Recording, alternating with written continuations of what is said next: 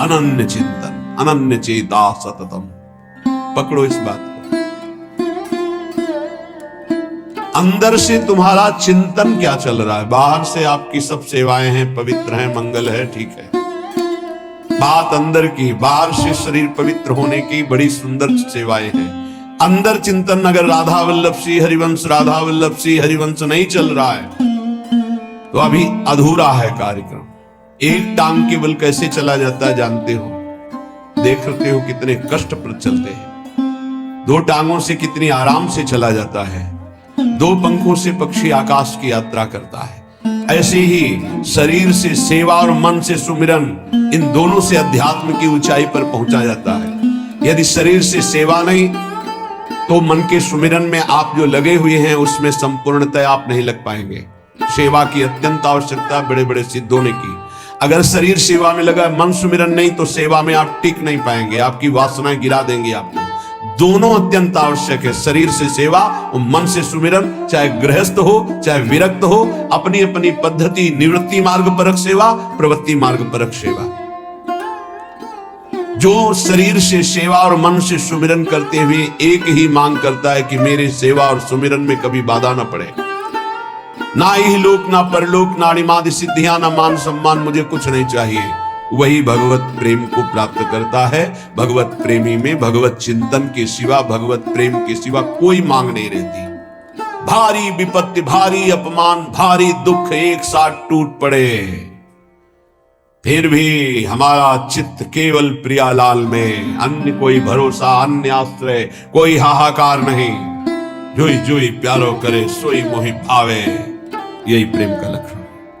सर्वथा ध्वंस रहिता सत्यपि ध्वंस कारणम। यद्यपि सत्य है भारी विपत्ति, दुख और नाना प्रकार का उसके ऊपर प्रहार किया जा रहा है, पर वो उस समय भी सर्वथा ध्वंस रहता, एक भी वृत्ति प्रभु से नहीं हट रही। प्रभु में भगवदाकार, इसी का नाम प्रेम है। बाबा नाम की बड़ी महिमा होती तो क्या नाम से प्रेम, ज्ञान सब कुछ ठीक हो जाएगा? ऐसा अनुभव हो जाएगा और कुछ करने की जरूरत नहीं है। हाँ हाँ हाँ, नाम से सब कुछ हो जाएगा। भगवान से भी बढ़कर भगवान के नाम की महिमा है, परंतु नाम जपने में आसक्ति होना कोई खिलवाड़ थोड़ी है। नाम जपने में आसक्ति होना ये बड़ी कठिन बात है, सबसे कठिन बात है। वो धन्य है जो नाम जप में लगे हुए हैं। इसीलिए हर साधक से प्रार्थना करते, कहीं भी किसी भी सेवा में आप हैं, हमारी प्रार्थना, हमारी आज्ञा जो आप चाहें वो मान लें। शरीर से सेवा कीजिए, हृदय से एक सेकंड भी राधा वल्लभ श्री हरिवंश नाम नहीं हटना चाहिए। आप यहां पेट भरने के लिए नहीं आए हैं, आप यहां श्री जी की प्राप्ति के लिए आए हैं। तो शरीर निर्वाह के लिए शरीर के द्वारा सेवा और साधना उपासना अपने लक्ष्य की प्राप्ति के लिए अंदर से राधा वल्लभ लाल को हृदय ध्यान मुख नाम। बस निरंतरता इस बात में कान में डाल लो, चाहे कोई भी हो। अगर नाम जप नहीं चल रहा तो अधूरे हो, लंगड़े हो, आप यात्रा पूरी करने में गिर पड़ोगे, आप समर्थ नहीं हो पाओगे। अगर नाम जप चल रहा है और सेवा चल रही तो जय जय, दोनों टांगे मजबूत हैं, आप दौड़ के परमार्थ की मंजिल को पूरा कर लोगे। हाँ, नाम में आसक्ति होना बहुत कठिन है। ये आसक्ति कैसे होती है बाबा? जबरदस्ती नाम जपने से। पकड़ लो, राधा राधा राधा राधा, मन कह रहा है नहीं नहीं नहीं, राधा राधा राधा राधा, राधा वल्लभ श्री हरिवंश, राधा वल्लभ श्री हरिवंश। प्रारंभ में जो गुरुदेव ने मंत्र दिया था नैष्ठिक ब्रह्मचर्य में, आगे का गायत्री मंत्र के अलावा ज्यादा देर मंत्र में मन नहीं लगता है। ये सबका है अनुभव, देख लो। ज्यादा देर मंत्र में मंत्राकार वृत्ति तो बहुत अभ्यास की सिद्धि पर होती है। तो गुरुदेव भगवान पधार गए थे 2 वर्ष बाद ही, जो ही हमको दीक्षा मिली। 2 वर्ष बाद वयोवृद्ध बड़े भजनानंदी महापुरुष अंतर्ध्यान, तो हमने कभी माना ही नहीं कि हमारे गुरुदेव पधार गए। समाधि जहां बनाई गई थी आज भी वही बनी हुई है। तो पीछे बिल्व का विशाल वृक्ष था, बस समाधि के पीछे बैठ जाते। अब मन को हमें नाम में मंत्र में लगाना है, तो शाम्ब सदा शिव, शाम्ब सदा शिव, शाम्ब सदा शिव, शाम्ब सदा शिव, 6 घंटे 8 घंटे ऐसे ही पूरा दिमाग गरम, पूरा साय मच जाता, सांब सदाशिव, सांब सदाशिव। हमको माला की गणना से मतलब नहीं रहा आज तक आपको, वो केवल गायत्री मंत्र में रहा जो गुरुदेव ने आज्ञा की थी कि इतने अनुष्ठान करना है। बकाया हमारा लक्ष्य गुरुदेव की कृपा से ही बना था, हर समय हमें प्रभु से जुड़े रहना है, कभी मंत्र में, कभी नाम में, कभी। अब जो शैव उपासना थी, 50 बार इस स्तोत्र का मानसिक होता था। नमामि समीसान निर्वाण रूपम विभुम व्यापकम ब्रह्म वेदस, नमामि समीसान निर्वाण रूपम विभुम व्यापकम ब्रह्म वेद स्वरूपम निजम निर्गुणम निर्विकार। बस शब्दों का चिंतन, एक एक शब्द का चिंतन। तब ऐसे लगता, वायु चलती तो लगता मेरे महादेव मेरा आलिंगन कर रहे, शिव शिव शिव, हर हर हर हर। ऐसे हृदय की तरंगे भगवदाकार वृत्ति में परिणित होने के लिए जिद्दी स्वभाव, हट करके उसमें लगना। बाबा कह रहे हैं नाम में आसक्ति कैसे होती? हठ पूर्वक नाम जप करने से। माला में मन नहीं तो धर दो माला, शुरू कर दो, राधा राधा राधा राधा राधा राधा राधा राधा राधा राधा धन। जैसे वो भृंगी नाम का कीड़ा दूसरे कीड़े को भ्रंग ऐसे करके भृंगी बना देता है, हम अपने मन को कृष्णाकार करते हैं, भगवदाकार करते हैं।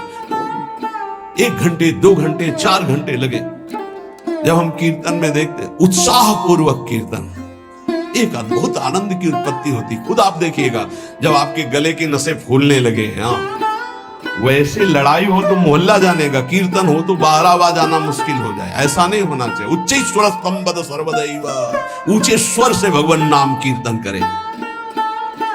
आपसे सत्य कहते हैं, क्यों ये बोल रहे हैं? क्योंकि विश्वास की कमी है, इसलिए महापुरुष कसम पूर्वक सत्य पूर्वक ऐसा बोलते हैं। यदि आपको संसार की आसक्ति नष्ट करनी है, दुखों से पार जाना है, तो आप नाम जप में लग जाओ और नाम जप में जबरदस्ती लगकर आसक्ति पैदा कर लो नाम की। बिना नाम की आसक्ति के काम नहीं चलेगा। सच्ची आसक्ति नाम में हो जाए, बस अपने आप आनंद मगन रहेंगे। नाम चल रहा है ना, आनंद मगन रहेंगे। बड़ी बड़ी दिव्यताएं नाम जप में। महर्षि तुकाराम जी महाराज एकांत मंदिर में बैठे हुए, विठ्ठल विठ्ठल विठ्ठलाम, केशव विठ्ठल विठ्ठल विठ्ठलाम, माधव विठ्ठल विठ्ठल। वीर शिवाजी दर्शन करने आए। कोई सैनिक नहीं, क्योंकि मर्यादा ऐसी होती है, अपने पदाधिकार का अभिमान प्रदर्शन विज्ञजन नहीं करते हैं। वो बड़े बड़े सब संगीन लिए हुए उनके सामने साधारण धोती कुर्ता और एक पाग बंधी हुई और 2 अंगरक्षक बिना किसी अस्त्र शस्त्र के ऐसे ही नंगे पैर वहां पहुंचे, पाग उतारी, प्रणाम किया, बैठ गए।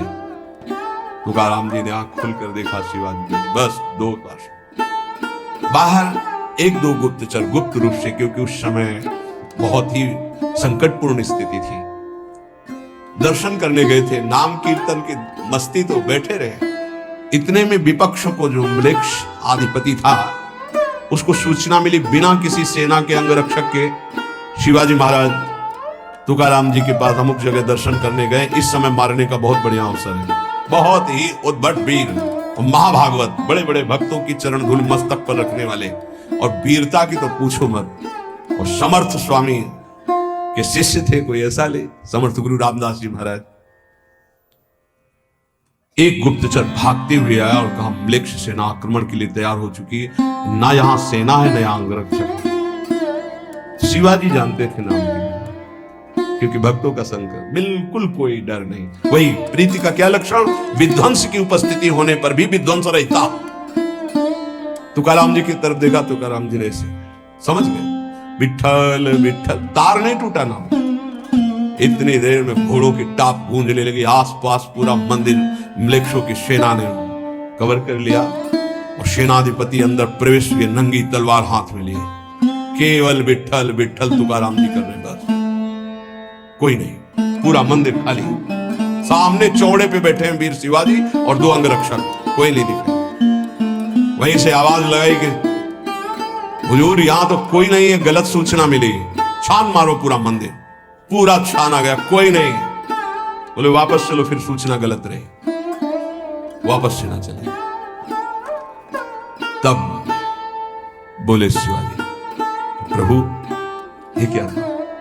बोले विट्ठल के नाम का चमत्कार था, विट्ठल के नाम का चमत्कार। एक बार दोनों महापुरुष श्री नामदेव जी और श्री ज्ञानदेव जी महाराज ब्रजमंडल की यात्रा में, प्यास लगी तो विनोद में अपनी सिद्धि का प्रयोग किया। ज्ञानदेव जी महाराज बड़े सिद्ध महापुरुष, उन्होंने बहुत सूक्ष्म रूप धारण किया और कुएं में जाकर जल पीकर आ गए और नामदेव जी से कहा हम तो पी आए। नामदेव जी से कहा आप, उन्होंने कहा आपके चरणों के प्रताप से पानी यहीं आ जाएगा। विट्ठल विट्ठल विट्ठल विट्ठल, जैसे नाम उच्चारण करे कुआं का पानी ऊपर बढ़ रहा है, सामने से कुआं के पानी की धार ऐसे बहने लगी। विट्ठल विट्ठल, आपको तो सूक्ष्म से धारण करके जाना पड़ा, नाम के बल से कुएं का पानी, ये आश्चर्य की बातें नहीं है। नाम सर्वाश्चर्य में है, नाम बिल्कुल जिनको विश्वास होगा। ये जो आप देख रहे हैं ये डायलिसिस शरीर को नहीं देख रहे हैं, ये राधा नाम का प्रताप देख रहे हैं। आपसे सच्ची कहता हूं, ये हमारी तपस्या नहीं, हमारी साधना नहीं है, ये हमारा शरीर नहीं है, ये हमारा कोई महत्व नहीं है, ये मेरी लाडली के राधा नाम का प्रताप है। जब तक सुनवाना चाहती है तो बैठे बैठे दहाड़ रहे हैं, जिस दिन सुनवाना ना चाहेगी तो जैसे पुराना मकान ढह जाता है ऐसे ढह जाएगा। अर्जुन जी जब युद्ध समाप्त हुआ तो भगवान से कहा उतरिए प्रभु, क्योंकि पहले सारथी उतरता फिर रथी। तो भगवान ने कहा आज मैं पहले नहीं उतरूंगा, आज आपको उतरना पड़ेगा। तो उनका प्रभु आज तक का नियम रहा है, क्योंकि सखा भी है ना, इस पहले सारथी उतरे तो बोले अर्जुन पहले तुम उतरो, जो मैं आज्ञा कर रहा हूं, इस समय मैं आज्ञा कर रहा हूं। तो अर्जुन सीरियस समझ गए कि भगवान जो आज्ञा सब तुरंत उतर पड़े, और जे भी भगवान हटे तो पूरे रथ में आग लग गई। बोले प्रभु ये क्या, बड़े बड़े दिव्यास्त्र नहीं जला सके, वो आज युद्ध की समाप्ति। बोले हाँ, मेरे संकल्प के द्वारा हर दिव्यास्त्र अपना प्रभाव दिखाकर नष्ट हो जाए, लेकिन आपके रथ को मेरे संकल्प रूपी कवच ने बचा रखा था। आज युद्ध पूरा हुआ और आज मेरा संकल्प हटा तो भस्म तो कब हो चुका था। तो जिस शरीर को आप देख रहे हो ये नष्ट कब हो चुका था। इसमें केवल राधा नाम प्रताप है, वो कोई चमत्कार इससे केवल नहीं माना जाता कि ऐसा नहीं, अतुलित बल है, असीम आश्चर्यमय है राधा नाम। आपको जो राधा नाम सुनने को मिल रहा है, जपने को मिल रहा है, श्री कृष्ण की अपार कृपा से हो रहा है। आप समझिएगा कुछ भी नहीं दुर्लभ, कर तुम अकर तुम अन्यथा कर तुम सर्व समर्थ, प्रभु को अधीन कर लेने वाला प्रभु का नाम है। इसलिए कह रहे जब नाम में सच्ची आसक्ति हो जाएगी तो आप फिर इसकी महिमा खुद देखेंगे। सर्वाश्चर्य में अपने बस की बात नहीं है, सच्ची बात। महाराज एक और संशय है कि जब साधारण पतिव्रता अपने पति का वियोग होने पर शरीर नष्ट कर देती है तो फिर प्रेमी जनों को अपने आराध्य देव की अनुभूति ना होने पर वो शरीर क्यों नहीं छोड़ देते। साधारण प्रेमी शरीर छोड़ दे, फिर ये तो भगवत प्रेमी इनके शरीर क्यों बने रहते, ये क्यों वियोग में शरीर क्यों नहीं नष्ट कर देते। जैसे गोपीजन, बाबा का उत्तर, तो क्या इनका प्रीतम अनित्य समझे हो क्या। अनित्य एक देशी होता है, नित्य सर्वत्र विराजमान होता है। बहुत सुंदर उत्तर है। क्या इनके प्रीतम को अनित्य समझे हो क्या। प्रेमियों के प्रीतम अनित्य थोड़ी है, अनित्य मतलब नाशवान। नाशवान एक देशी होता है। सच्चिदानंद बपू हर कण में विराजमान रहता है, अपने में विराजमान, बाहर विराजमान, भीतर बाहर सब। बहिरंतश्च भूतानाम अचरम चरमेव च दूरस्थम चांतिके च तत्। वो दूर भी है, वो नजदीक भी है, वो बाहर भी है, वो भीतर भी है, चर अचर में सर्वत्र। बहिरंतश्च भूतानाम अचरम चरमेव च सूक्ष्मा तद्विज्ञेयम दूरस्थम चांतिके च तत्। वो सूक्ष्म है, वो बड़ा महान, अणुअणियान महतो महियान, दूर से दूर, नजदीक से नजदीक, बाहर से बाहर, भीतर से भीतर, जहां तुम अनुभव करना चाहो तुम्हारा प्रीतम तुम्हारे साथ है। उनके वियोग में शरीर त्यागते हैं वो जो प्रेम में कमजोर होते हैं। गोपिका समर्थ प्रेमी है, वो अपने इष्ट के इशारे को समझती है, इसीलिए वो शरीर रखकर उनके प्रेम में विकल रहती है। फिर आप समझो, एक श्री कृष्ण मथुरा में बैठे थे, एक हर गोपी के पास श्री कृष्ण थे। उद्धव जी ने अनुभव किया, हर गोपी के पास श्री कृष्ण, बाहर से भी योग दिखाई दे रहा है, लेकिन हर गोपी को श्री कृष्ण के सानिध्य का अनुभव हो रहा है। कैसे उनका शरीर छूटे? कोई उनके प्रीतम अनित्य है क्या? और प्रेमी वही होता है जो अपने प्यारे की इच्छा का अनुगमन करे, प्यारे जो चाहते हैं।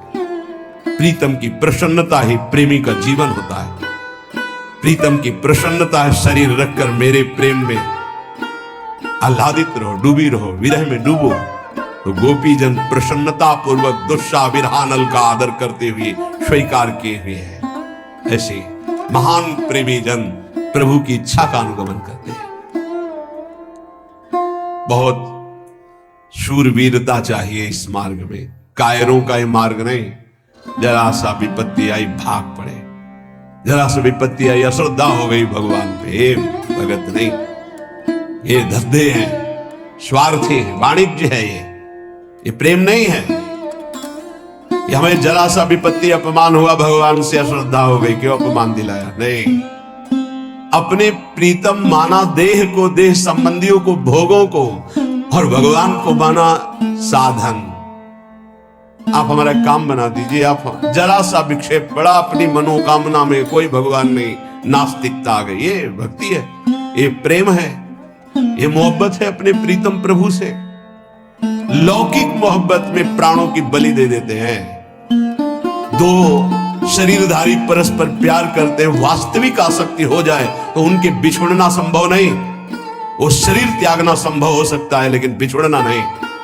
आप सच्चिदानंद से प्यार करते हैं, आप सच्चिदानंद अनंत ब्रह्मांडों की प्रीतम से प्यार करते हैं, और आप थोड़ा अपमान नहीं सह सकते। ये प्रेम है? नहीं नहीं, ये प्रेम नहीं। देशभक्तों ने वंदे मातरम कहकर फांसी का फंदा चूमा, और जैसे ब्याह का जयमाला डाला जाता है ऐसे पहन के झूम गए, वंदे मातरम जय हिंद बोलकर फांसी के फंदे में लटक गए। तेरे को लटकाना क्या, मैं खुद लटक रहा हूं। अपनी मातृभूमि के लिए प्राणों का बलिदान हंसते हंसते दे दिया। जब देखा शत्रु बंदी बना देंगे, तो चंद्रशेखर आजाद जी ने अपने को शूट कर दिया। आखिरी गोली अपने लिए रखी, इन दुष्टों के हाथ नहीं, जब तक जीवित रहूंगा इनका नाश करूंगा। देशभक्ति। ये काम, क्रोध, लोभ, मोह, मद मत्सर, अनुकूलता, प्रतिकूलता, निंदा, स्तुति, मान, अपमान, ये हमको गिरा दे और हम भगवान के दास हैं, समझ में नहीं आया। सर्वथा ध्वंस रहिता सत्य भी ध्वंस कारण है। सर्वथा उसके ऊपर सारी विपत्ति, नाना प्रकार की सुख सामग्री एक साथ टूट पड़े तो भी ध्वंस रहता। राधा राधा राधा राधा, शरीर नष्ट कर सकते हो, मुझे नहीं। नैनम छिन्दन्ति शस्त्राणि नैनम दाति पावका न चैनम क्लेदयन्त्यापो न शोष्यति मारुता। तुम वरुणास्त्र, वायवास्त्र, अग्नेयास्त्र, इनसे भी नहीं छेद सकते हमें। शरीर का तो नाश होना ही है, इसको तो पहले ही छोड़ दिया है, कोई फर्क नहीं पड़ता। ये प्रवचन नहीं, जीवन। ये जो लोग बाहरी श्रृंगार करते हैं, आजकल लोग बड़ा अपना अमंगल कर रहे हैं, अलौकिक भाव को लौकिक में लेकर के। बाबा कह रहे हैं ये माधुर्य का उपहास उड़ाते हैं। क्या उपहास उड़ाते हैं? मुझ दाढ़ी बना के, ऐसे चिकना लगा करके, लाली लगा के, ऐसे चुनरी ओढ़ करके कि हम सखी हैं। मलमूत्र का भांड सखी है, मलमूत्र का भांड गोपी है। ये अरे आत्मस्वरूप से भावना होती गोपी और सहचरी भाव की। ये लिपस्टिक और पाउडर से नहीं होती है। फालतू में अपने मन को विषयाकार बनाने के लिए इन रजोगुणी वस्तुओं का सेवन करके भ्रष्ट होने का निमंत्रण दिया जाता है। बहुत अच्छे से समझो, हर वाणी में प्रायः इसका निषेध किया गया है।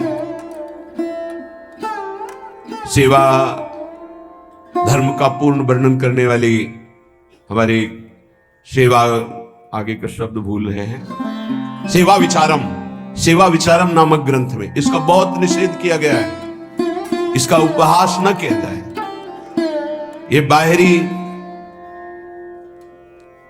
परिवेश सहचरी नहीं हो सकता, ये स्वरूप होता है बाबा के। आजकल बहुत लोग उपहास इस माधुर्य रस का करते हैं वो बाहरी शरीर श्रृंगार को बहुत दूरी बना कर रखना चाहिए, बहुत दूरी।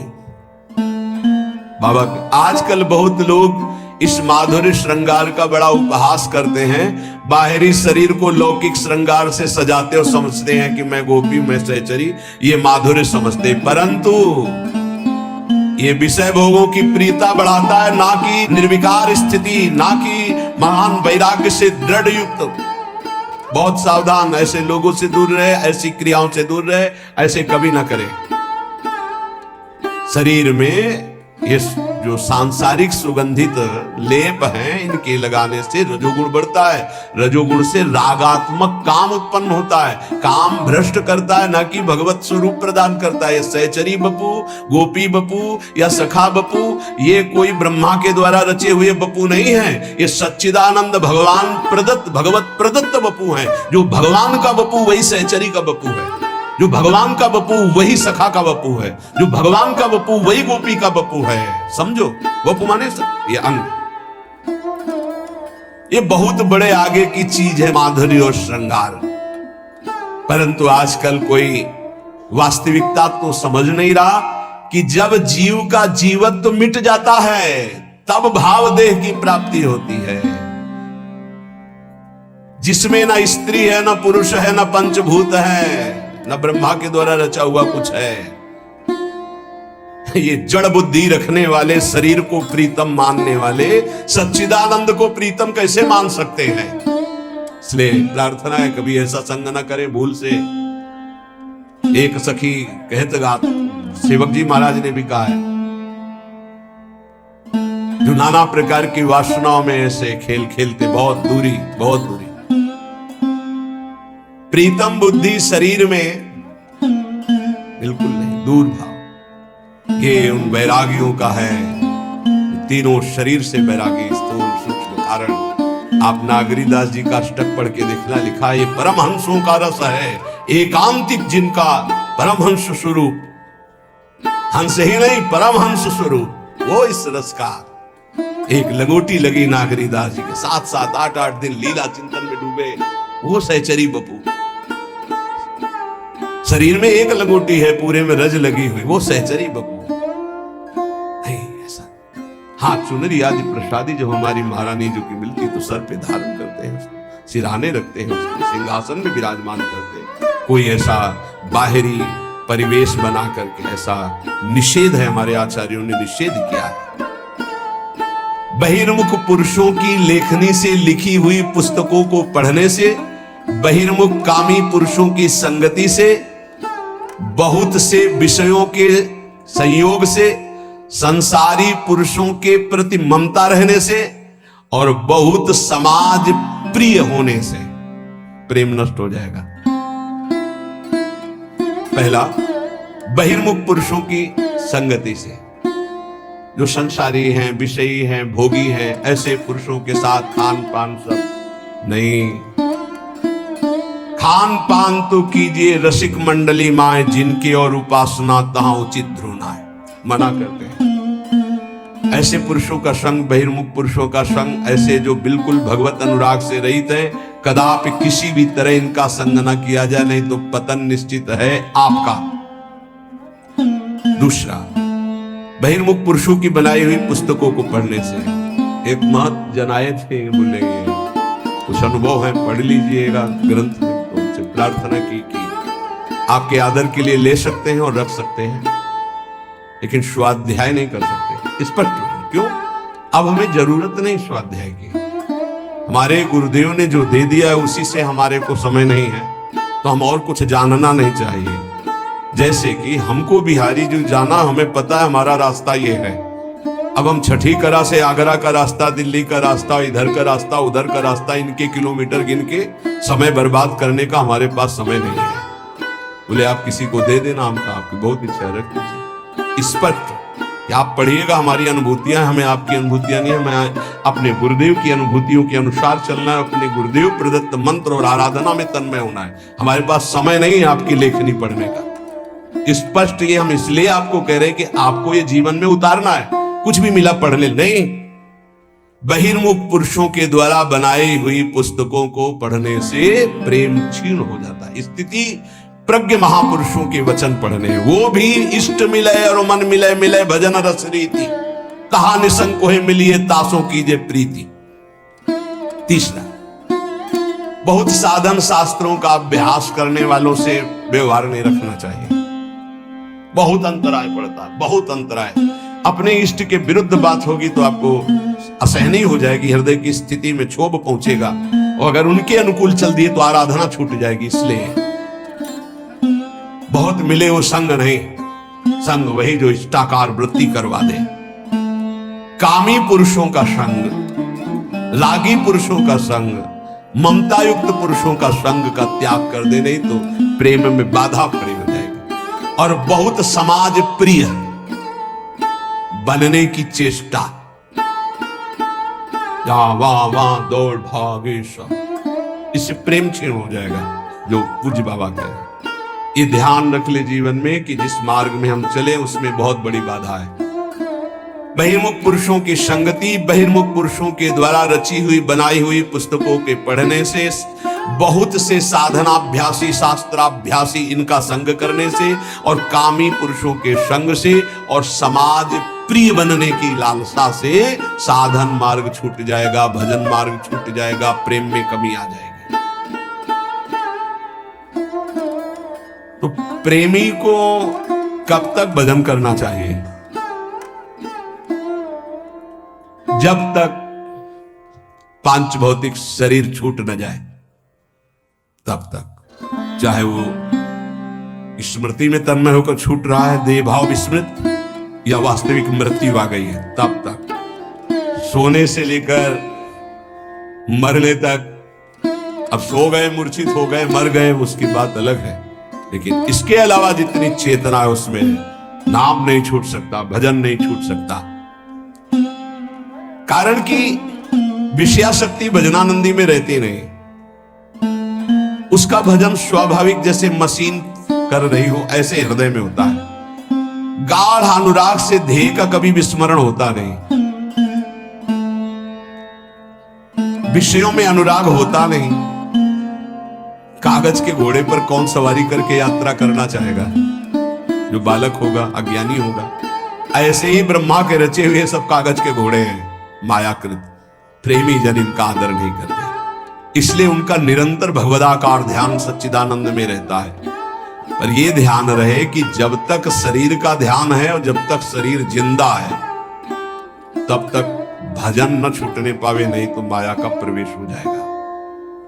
अंतिम श्वास तक निरंतर भजन तो प्रेमी अपने प्रेमास्पद प्रभु को प्राप्त कर लेता है। नियम ये कि जीते जी चाहे सिद्ध ही हो जाए तो उनका स्वाभाविक भजन होता है।